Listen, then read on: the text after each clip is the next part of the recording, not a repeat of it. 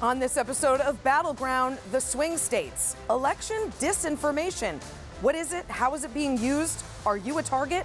And what impact will it have in all 7 of our swing states? We'll dive deep into a critical topic in this election. Plus, how the sharing of false and misleading election information is targeting the Latino community. A look at how and why that is, and which states could be affected the most. Also, housing affordability. It's a big deal in many of our swing states, including out west in Nevada and Arizona. We'll talk to a real estate expert on how this could influence voters in all of the swing states. I'm Cupp, and this is Battleground, the swing states.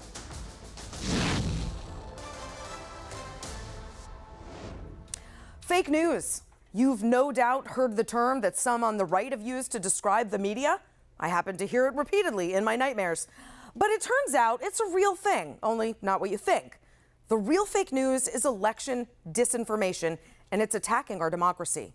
Bad actors are spreading false information designed to discourage people from voting and undermine public trust in our elections. And where is it having the most impact? You guessed it, our 7 swing states. For starters, take a look at some of the most popular topics, according to the Associated Press, when it comes to spreading false or misleading information. Crime and public safety, abortion, education, and inflation. Now, if you play connections, you might be able to guess what they all have in common. They're critical issues in all 7 of our swing states that will decide this election. And who's most often targeted by disinformation attacks? According to a recent AP report, immigrants, people with language barriers, people who are not as familiar with the American media landscape, adults over 55 years old, and, wait for it, people who spend a lot of time on social media. I know I'm guilty of spending too much time on social media. What about you?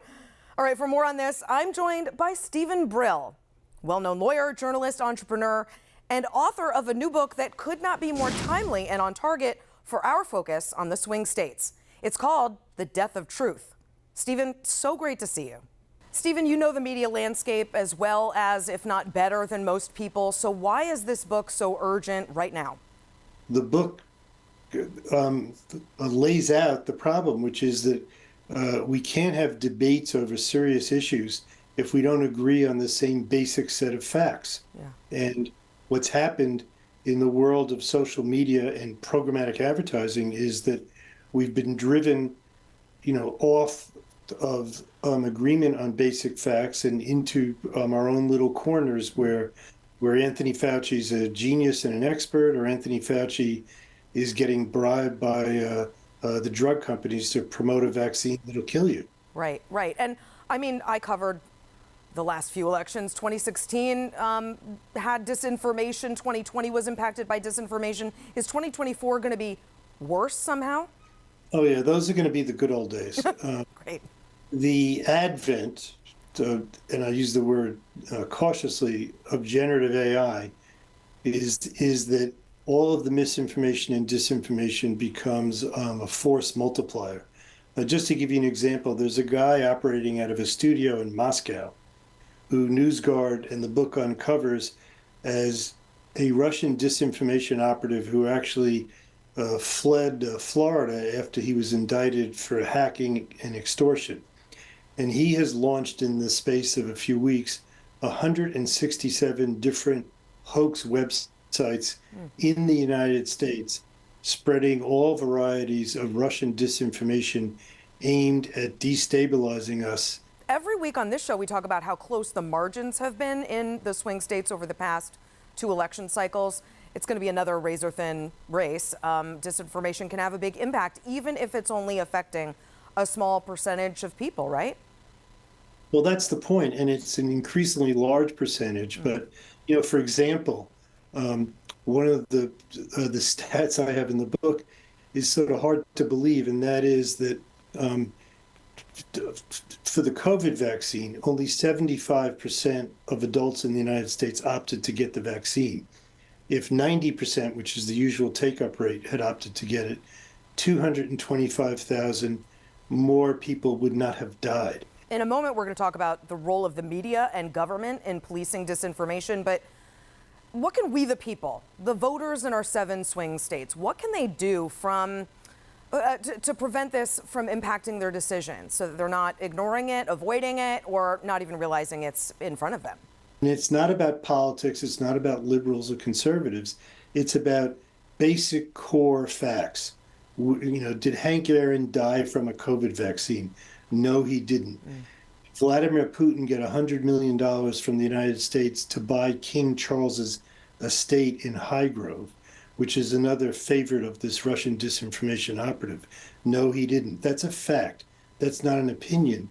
But we've been reduced to a world, and certainly a country, where everybody has an opinion about everything. Well, Steven Brill, thank you so much. Your book is very timely. It's called The Death of Truth, and I hope everyone reads it in time for 2024. Well, thank you.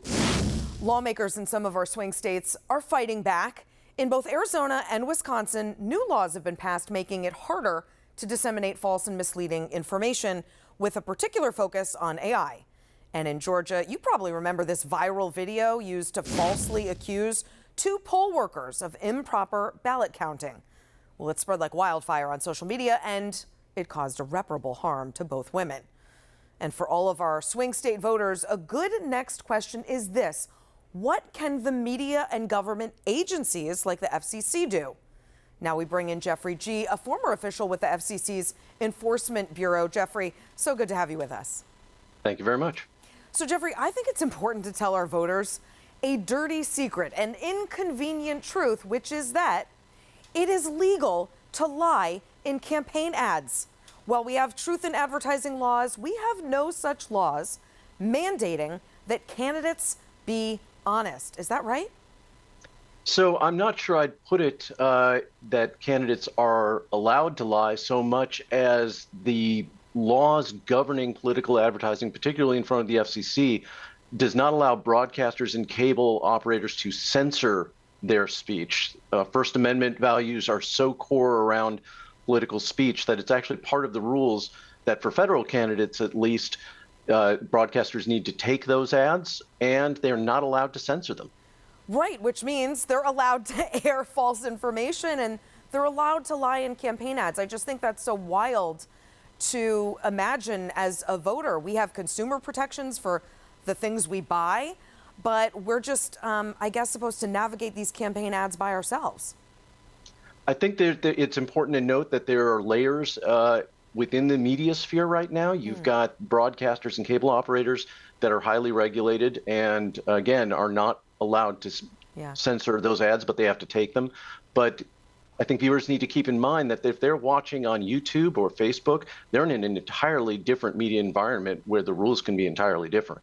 The vast majority of campaign ads are going to play in our 7 swing states. Is there more of a focus by officials on these states because they're going to get the bulk of these ads? Within the swing states, Michigan and Wisconsin, as you noted, have laws on the books that at the least require disclosure when AI-generated images are used. Arizona just 3 weeks ago passed a new law that's interesting insofar as it creates a fast track for candidates that have been impersonated by AI content to get an injunction against such things. I know Georgia is considering laws right now, one that would make it a crime to use artificially generated deep fake ads to impersonate candidates. Pennsylvania has more than one law that they're considering, one that would require disclosure of AI-generated content, another that would ban AI impersonations of candidates for public office entirely. Well, that's really interesting, and it sounds like all of that is in the works. But we have an election around the corner. If some of this isn't sorted out legislatively before the election, what advice would you give to voters in how to discern what's real and what's AI? I think that voters need to keep an open mind about where they're getting their information and how trustworthy it is. I think looking to more than one source can be really important.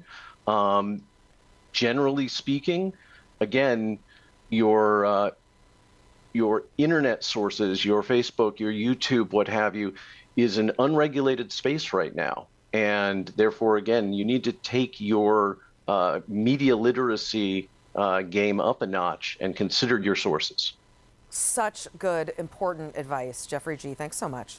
Up next, a look at why disinformation campaigns are disproportionately aimed at non-English speaking communities. And speaking of media, we asked our swing state voters what their primary source of news is. Visit battlegroundnews.com to weigh in and see what others are saying. Stay with us.